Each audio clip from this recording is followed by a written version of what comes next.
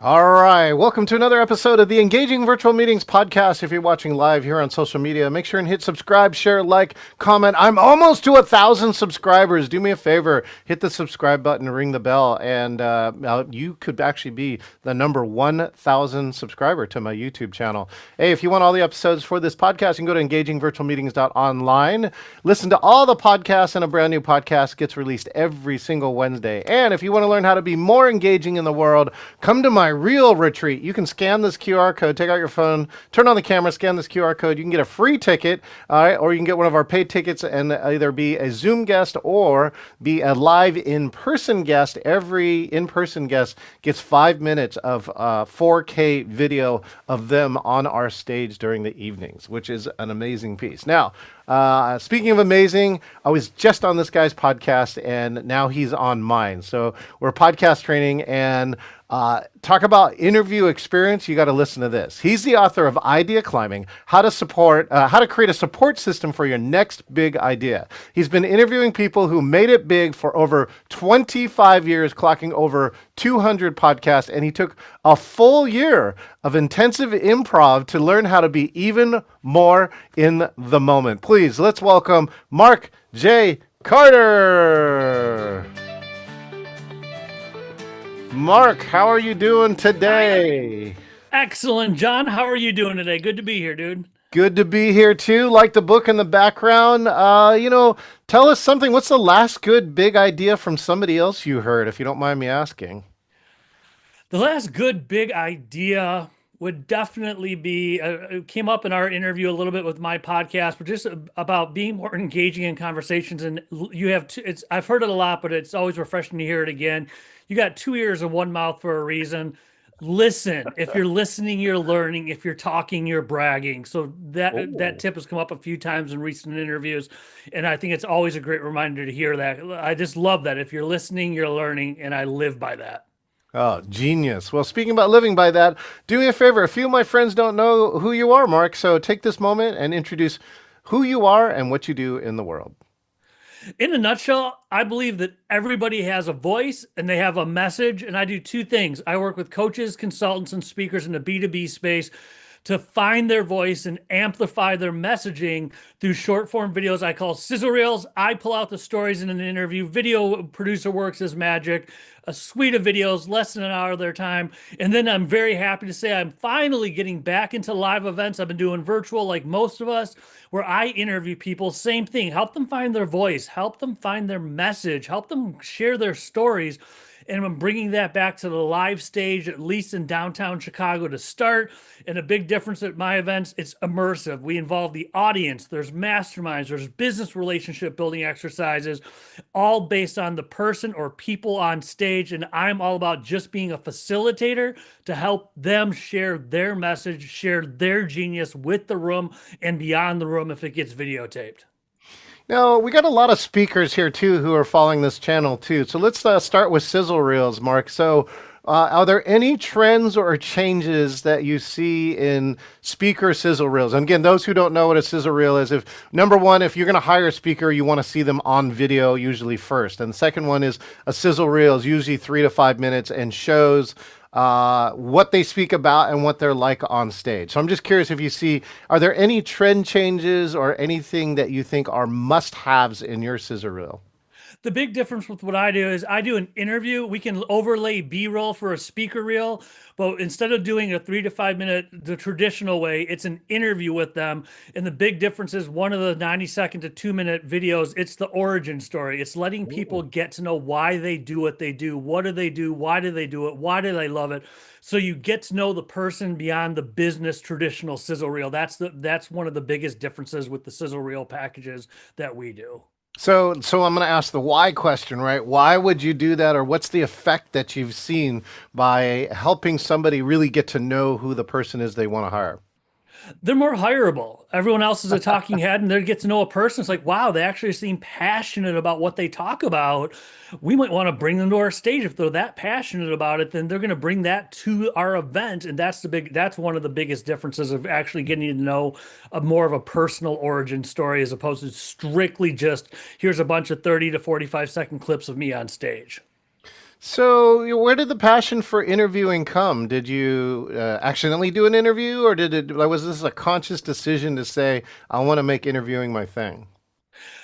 Interviewing wasn't planned on being my thing. I mean, dating myself, senior year in undergraduate business school in 1999, I realized if I ever want to be successful, I'm probably going to, not probably, but I'm going to hang out with and learn from successful people. I Yeah. honestly don't know if I had ever even heard of the term mentoring, but I went on a bender that is now a public bender today. And I found my first notebook with my first two informational interviews from 1999. It was a Grammy Award winning jazz musician and the Oh. head coach of University of Michigan's basketball team at the time. And I just said, I want to learn from them. And sometimes I had 20, 30 minutes on the phone. If I was lucky, I got coffee, but I would hunt down New York Times bestselling authors. If I went to conferences, I don't know how many times I snuck backstage to wait till the keynote got off the stage, ambushed him on him or her on the steps. Hey, here's what I'm doing. And I'm sure in my 40s, looking back then on my 20s, they're probably like, oh, you're so cute. I wanted to be Tony Robbins. Did not turn out that way. But I think they took pity on some kid who had the cojones to go be backstage and say, "Hey, can I talk to you for 20 minutes? I want to find out how you got successful." That continued. Then in 2012, we got a big name in the meetings and events industry to speak at a conference, and I called my video guy. I looked at him up and I did my homework. He is a talking head on all his videos. I'm like, I did not want to be on video. No, no. Called my video guy. I'm like, hey, this is all good. He likes to be on video alone. I'll sit off camera. I'll do the interview. You cut it up. We get an interview with him. Awesome. Hmm. Literally less than 5 minutes before we hit record, he grabbed my arm and said, "You're in this with me, aren't you, kid?" I'm like, I guess I'm in this with you. And now you can appreciate this. What I love when I interview people, and especially media trained, media savvy people who've been through a bunch of interviews, and I can actually ask a question to get them to think and go, "That's a good question. I love that," because that means I'm doing my job. I forget the exact question, but his first answer to my first on camera question was, "That's not a good question. Let's start over." I held a poker face, died inside, and said, "Someday I'll laugh about this. Not today, not for 6 months." I decided to release the video with that thought of someday I can laugh at it. Now I can. But then I realized it wasn't that bad. I didn't die. So that's what brought me into YouTube. And then a few years later, podcasts. A few years later, I did audio only for the first 70 or 80. Then boom, it's all video. Now I love being on video. I'm comfortable. I feel good in my own skin doing video interviews. And that's now I just get to share the genius of the people that I meet. I get to share it with my audience. And that's what I love to do. But yeah, it just started out of just a rabid curiosity about how the heck did you get successful? Oh, I love the hijacking. An interview is a really great tool because even if they, no matter how famous they are, an interview is very different than saying, "Hey, I want to meet with you." Because when you meet with you, like it sounds like you want to take something, but if you want to interview you, then it sounds like I'm going to give you something, right? And that's most of the reason why I think I've seen people, accept interviews. Now, you said you got comfortable with video, so I'm curious on your transition from being on audio, right, to coming to video. Many people, right, they don't like. Some of them don't like hearing themselves, and some of them don't like seeing themselves on there. I'm curious, what did you have to do for you to get comfortable with being on video? The earliest lesson I learned, I got I was when I started, I was doing live events. Early, my early YouTube videos are actually me doing live interviews in front of an audience, and I still remember. I forget who it was. One of my friends, a good friend, because I felt comfortable saying this to me. I thought I knocked it out of the park. There was a full house. I forget 80 to 100 people for an event at an organization that usually gets 20. We had a standing room only. I thought I rocked it. Friend walks up to me. He's like, "Why were you pissed off at the guest?" I'm like, "What? What?" And no one had said it to me before, and I did not like watching my own videos at the time. I'm like, just post them, I'll listen to it and transcribe it. And I looked at the video, and I had resting B face. And when I get really interested, at least back in the day, I would do this. Oh, And I scowl. didn't, what that meant was I was listening intently. So I had to get over that. And then what it was just once I started doing videos, I did start watching them with my podcast.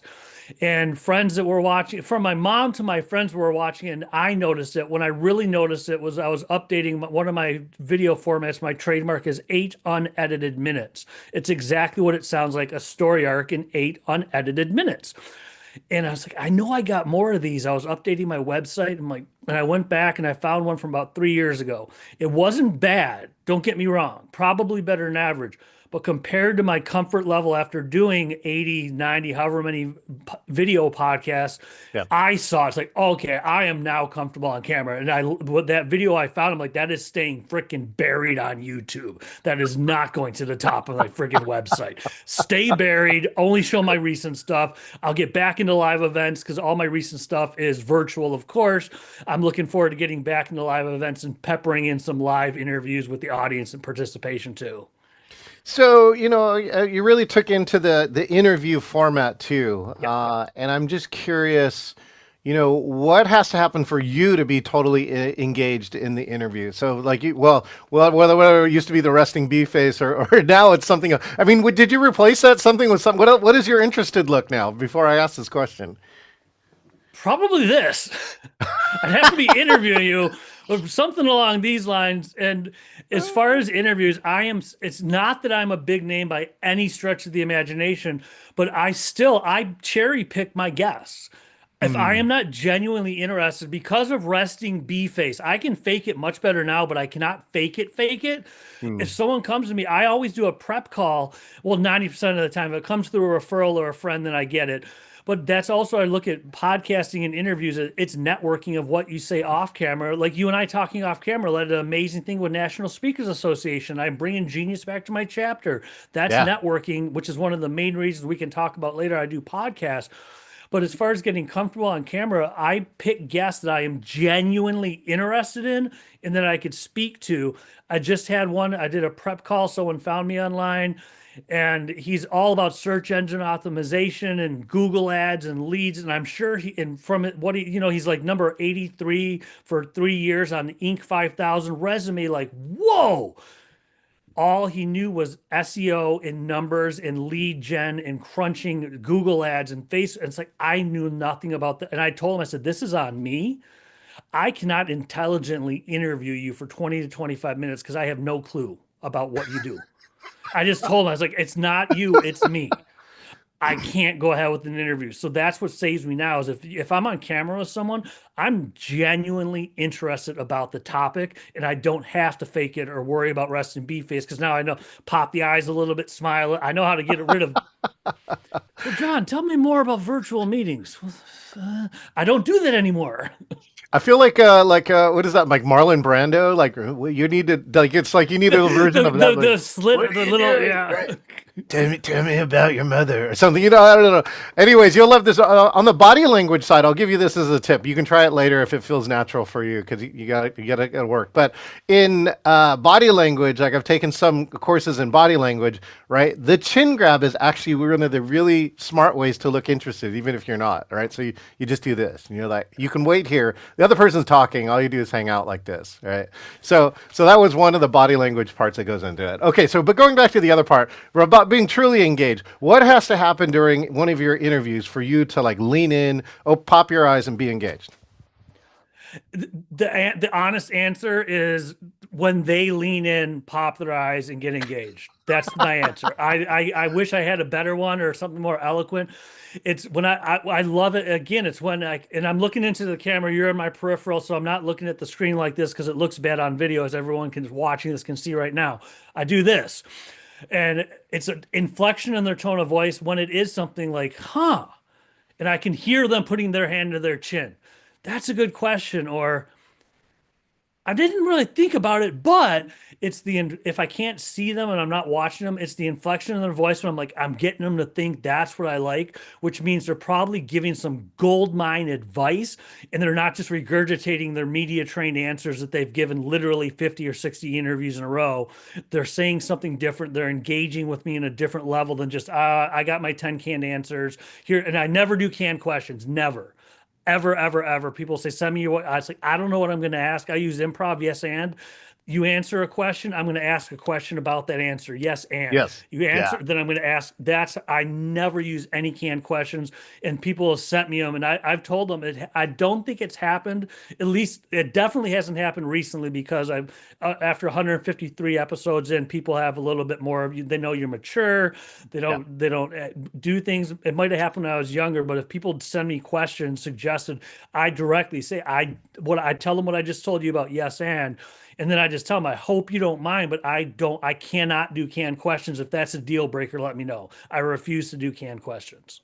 Yeah, well, because I think maybe the goal for me when I'm interviewing is to extract something different, Yeah. right? That's ideal. Because, like in an interview, you still only get 20, 30 minutes of somebody and they have a lifetime experience. And so here, I'm going to give an example. Maybe this example will show up for you somehow about like, how did the question show up? So I got a chance to talk, the guy in the white vest from Apollo 13, right? Who was in charge of all the Apollo missions. Oh, yeah, yeah. Yeah. So I got a chance to see him speak. And by the way, he was able to recreate Apollo 13 from the stage almost as engaging, almost more than engaging than the movie, even after I've watched the movie like a billion times. So I got to ask him a question at the end, and the question was, when in the Apollo process, right, did the team fail and then you got them to succeed later on? And he goes, wow, that's a really interesting question, right? So now you're on the right track.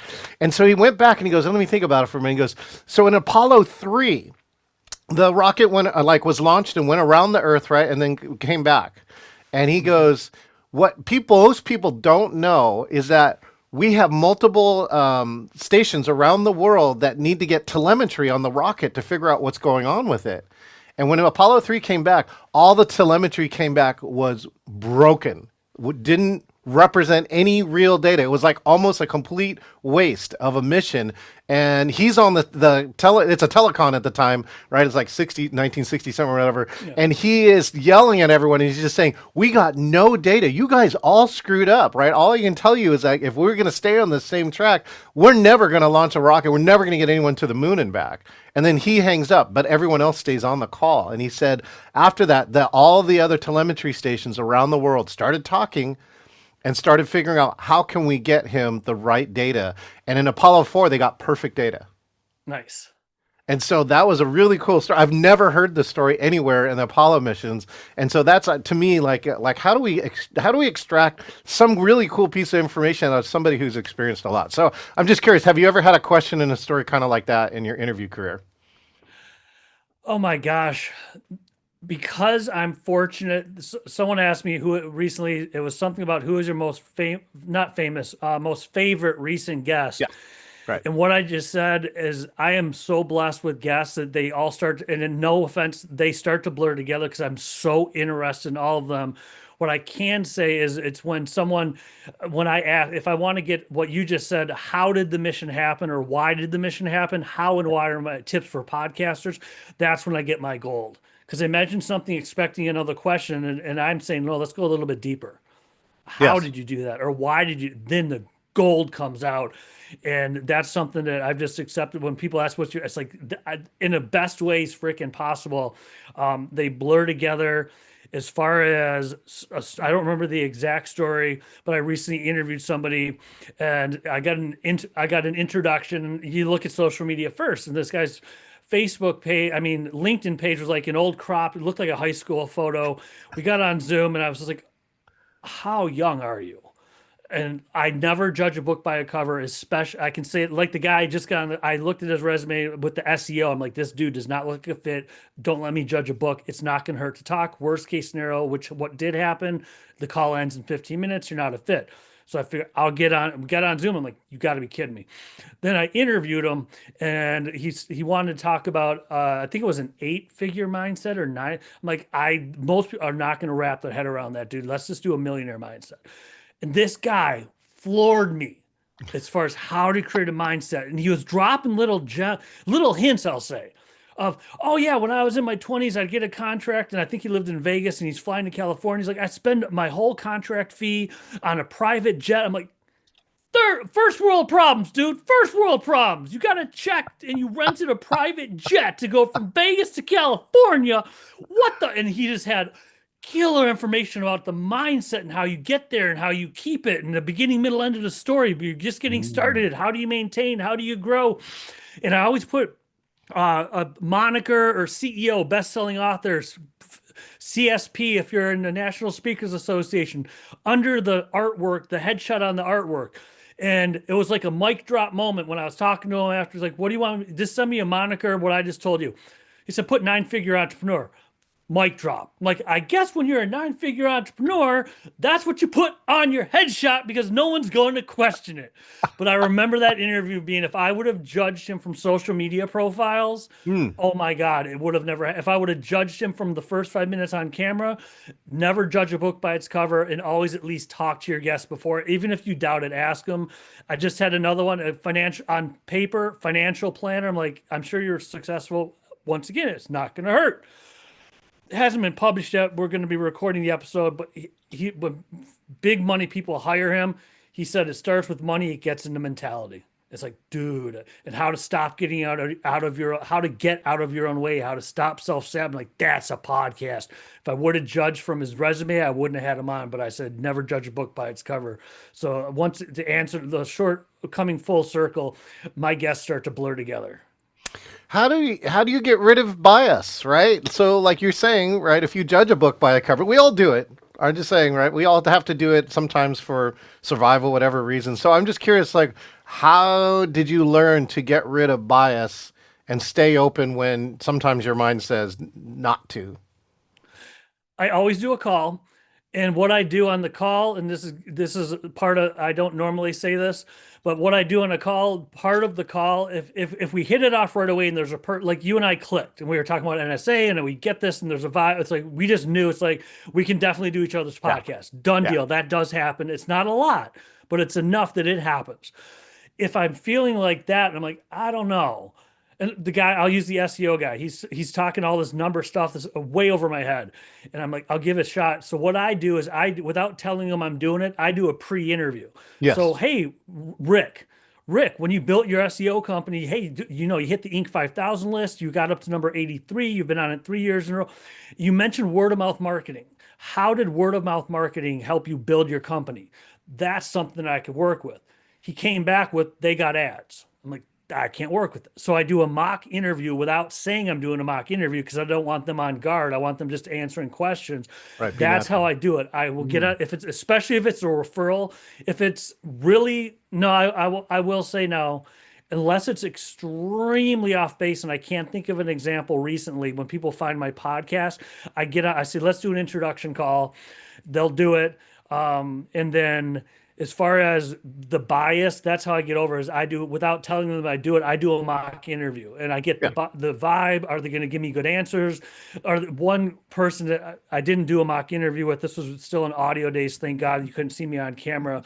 I like to do midday, end of day 5, 6. I'm up at 4:30, 5, 6. I am waning. And it was a woman in California who had done like 40 podcast episodes. I'm like, I'm good. And you got to trust your gut. I normally do not ask book questions because everyone does that. Hmm. I'm like, I'm going to read her book. So I put some notes down because you couldn't, like, now you see me looking down. When I did audio only, you don't know I'm doing this. Right.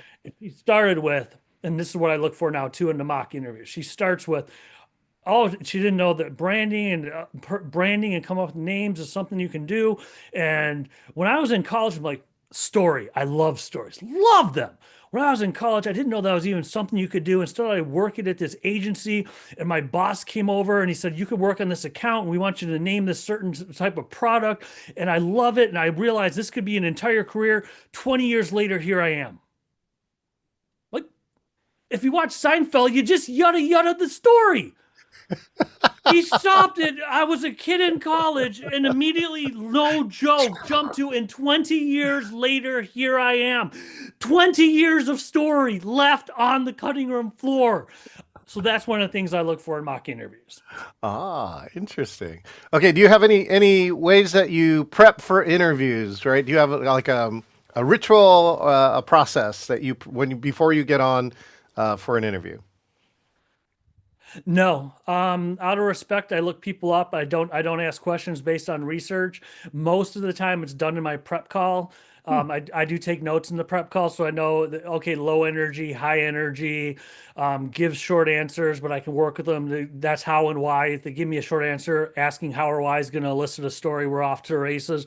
But I'm really big, and I've been doing it for so long. I'd say I hit my stride maybe the last 50 episodes. I'd have to look. I used to say, okay, John, we're going to talk about virtual events. I'd love to jump right in. And that was my thing.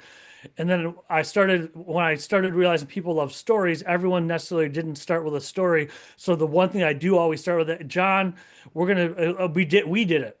We're going to be talking about engaging virtual events, how to have successful engaging virtual events. It's an art and a science.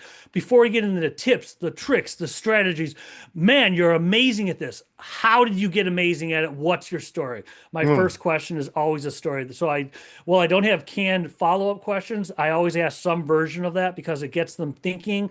They access a memory, they tell a story, and also get them in the mode to answer strategic questions because now their mind is I took them to a mental place Hmm. where like this is how I got good at it, and I'm good to go. I get them in the right mental space to then go into strategic Q&A questions, tips, tricks, strategies, things like that.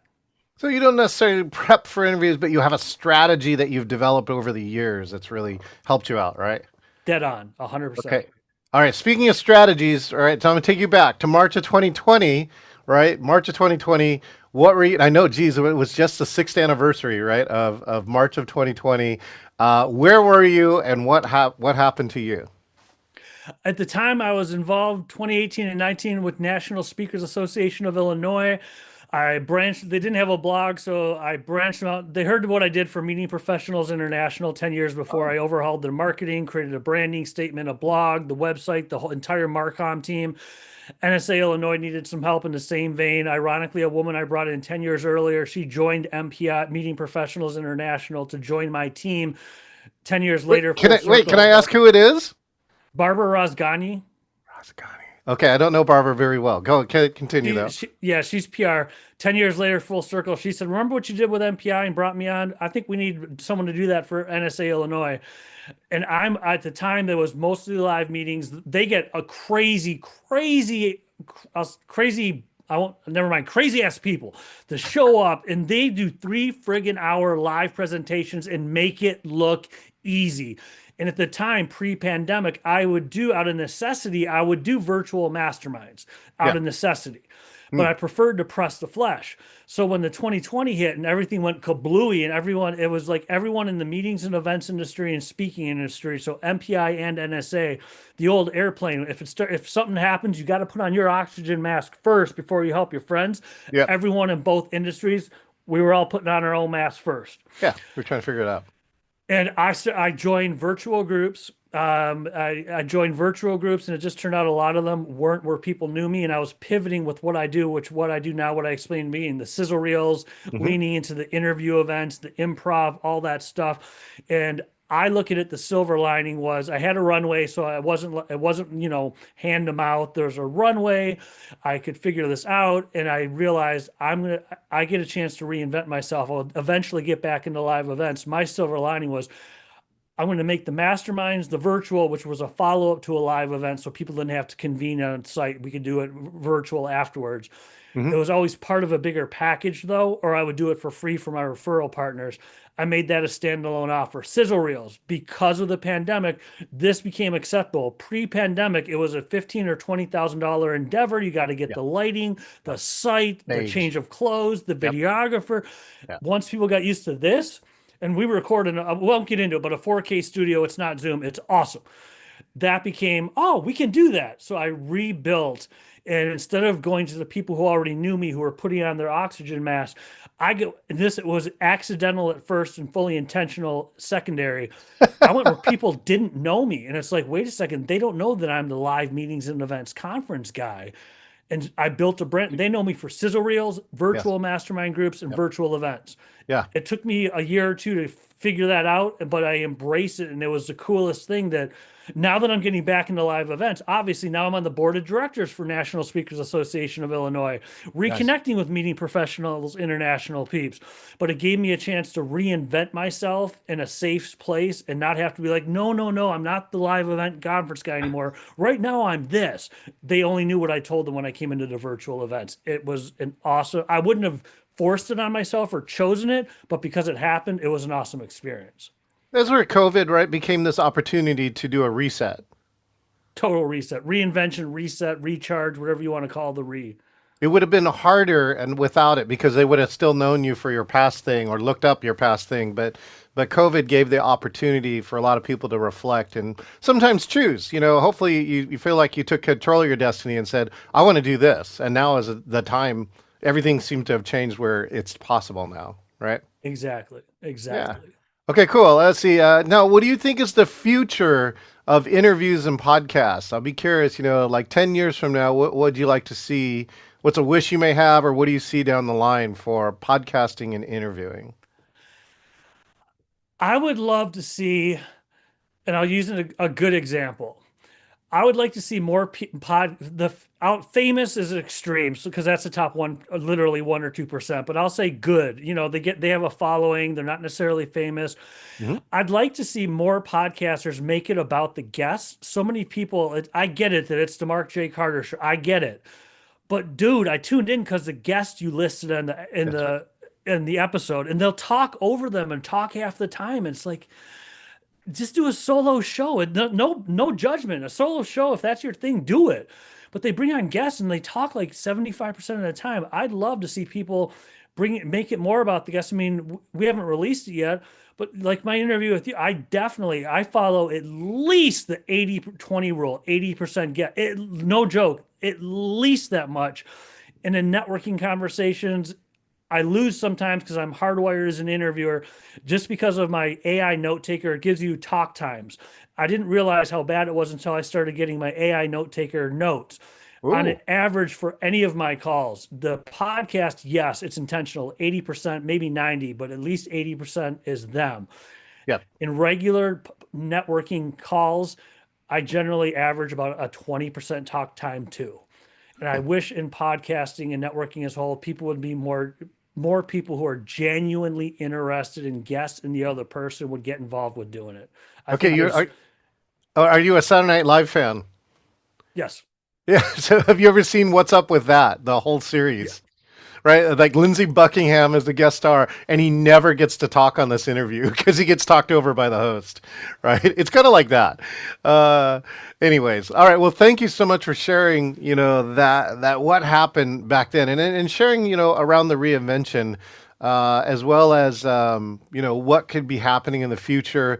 And again, this is where AI can actually be really helpful, right? Like getting statistics on this. I actually used Udly. Have you checked out this tool, Udly? No, no. Yoodli comes from here from Redmond, Washington, and it got me to get rid of as my number one filler word because I got huge stats. Like I have, you can get real time stats on a virtual meeting. You can actually see a meter, if you have a monitor above it, and saying that I got like that's the number one thing. And it took me 3 months to get rid of it. And so again, I think this is a place where technology can help you, right? Help Mhm. you. And again, the other part too is correct, which is if you're a great interviewer, right? Stop talking. Focus on the question, not the answer, and not on pontificating. So, speaking of which, we're here to one of my favorite parts of the interview, right? This is called the speed part of the interview. So, while we've been interviewing, I've been writing questions down, right?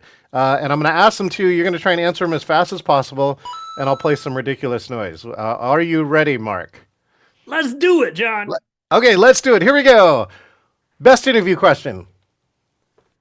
Why do you do something? Why do you do your business? Why? Why? Okay, cool. Worst interview question.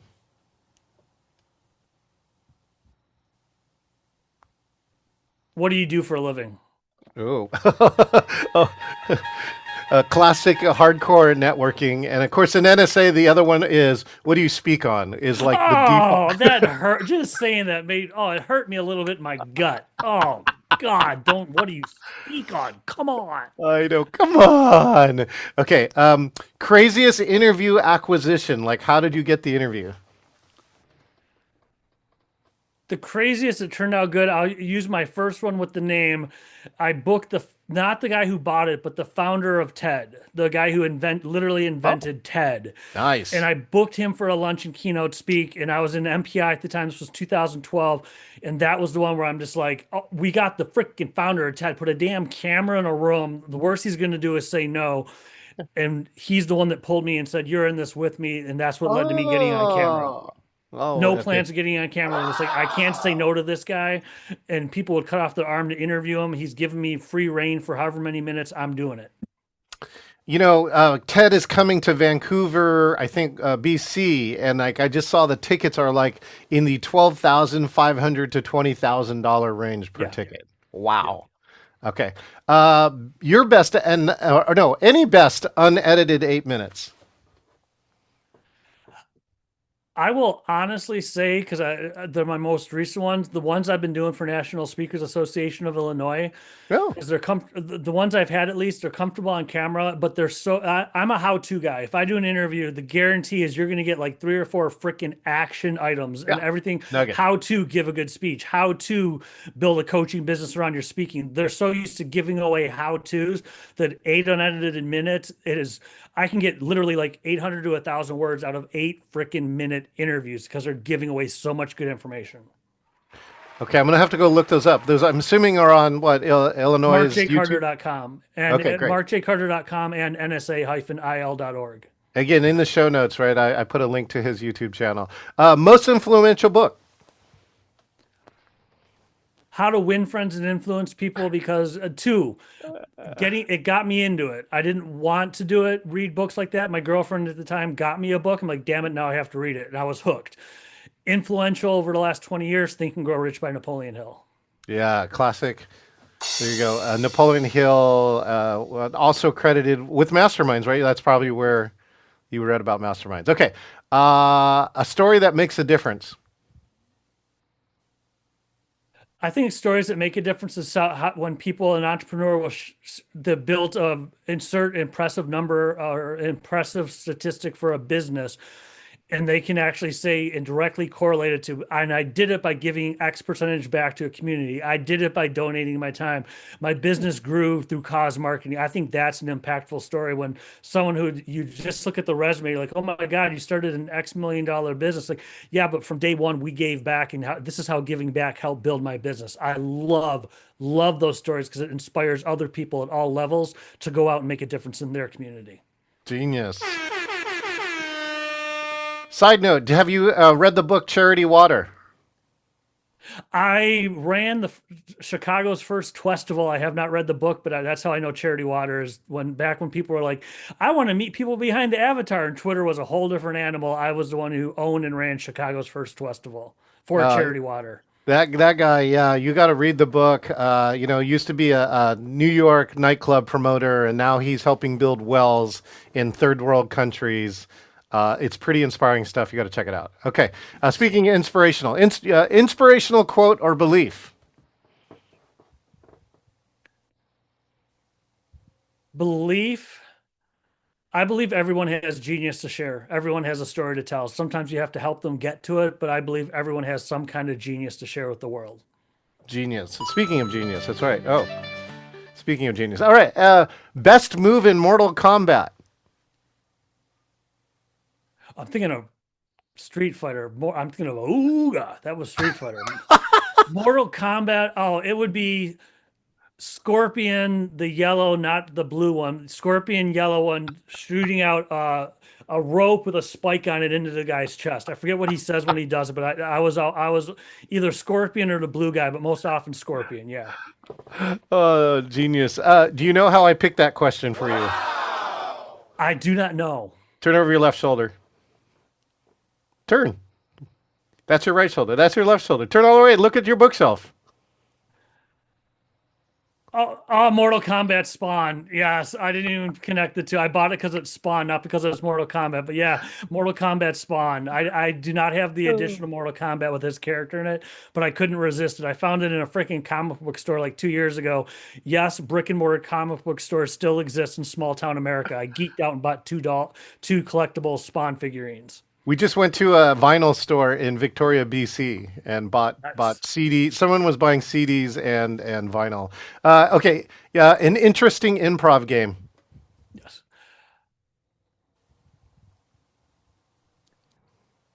It's either one word. You could do either one word or one sentence storytelling. Where I'll use a sentence. You say a sentence and you point at someone across. They have to say a sentence based on your, and you go around and you create a group story. One sentence. It can be extreme case of rapid fire, one word at a time. But for people who aren't used to improv, that's a safer one to play is one sentence at a time. Story building. You have an entire team build an entire story one sentence at a time. It's so funny. I do three-headed keynotes. So I get three people out of the audience and they have to do a keynote, and it's either one word at a time or one sentence at a time, depending on who's in the audience. It's very funny. Okay, cool. And the last one, what's your wish for 2026? To have my live event part of my business thrive. I miss the audience. I miss the interactions. It's definitely to have the live event part of my business thrive. Downtown Chicago is where I live. Secondary market I friggin' love to go to. I try and stay an extra day is New York City, Manhattan. Well, I hope that you find a way to come to my retreat here, it's in Bothell or Seattle, Washington, in October, and get inspired for your live event. Because I do, you're right. Live events are back, and they do something that virtual doesn't do. I'll admit that. But I run mine hybrid, so we actually have other people around there, and that goes along with my belief, Mark. Right? Virtual's the gateway drug to in person. So again, if you want people to come to your in person event, offer it in virtual. Let them try it out, and one day they may get inspired to. It is a commitment now to travel anywhere. As you can see, and so they want to be bought into that commitment in different ways before they get there. Mark, thank you so much. Right, if you could sum up this this podcast interview in one sentence, well, how would you summarize today's podcast? Two-way street, awesome energy, both directions. I would say both. I feed off my interviewers, which is why it can be taxing if I get the person who talks in a monotone voice and they talk like this to hold. It kills me because then I want to talk in a monotone voice and I have to raise my energy. Damn it! Oh my God, I didn't have to fake it with you. Two-way street, good energy both ways. That sums it up. Outstanding. All right. Well, thank you, Mark Carter. And of course, check out the two links so you can actually see these in unedited 8-minute podcasts. And hopefully you'll be inspired if you are a podcaster, interview in some way, shape, or form, that you'll take a little piece of Mark with you. Mark, thank you so much for being here today on the Engaging Virtual Meetings podcast. Thank you for having me, John. It's been an awesome time. Thank you, Mark. All right. We've been hanging around with Mark J. Carter.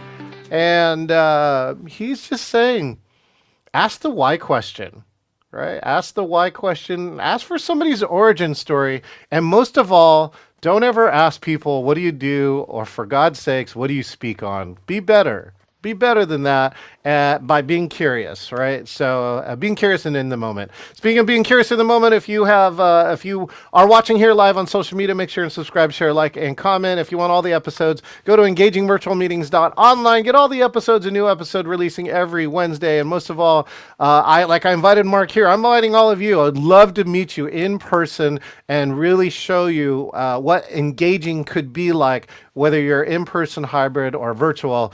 Take your phone out. You can get a free ticket, scan out for the QR code, or you can come here on October 20 through 22nd here in Seattle, Washington. And most of all, if you want to be like Mark J. Carter, you can too. So you just go to engagingvirtualmeetings.com/meet, select interview, and you, like Mark, could be the next guest here on the Engaging Virtual Meetings podcast. We will see you next time.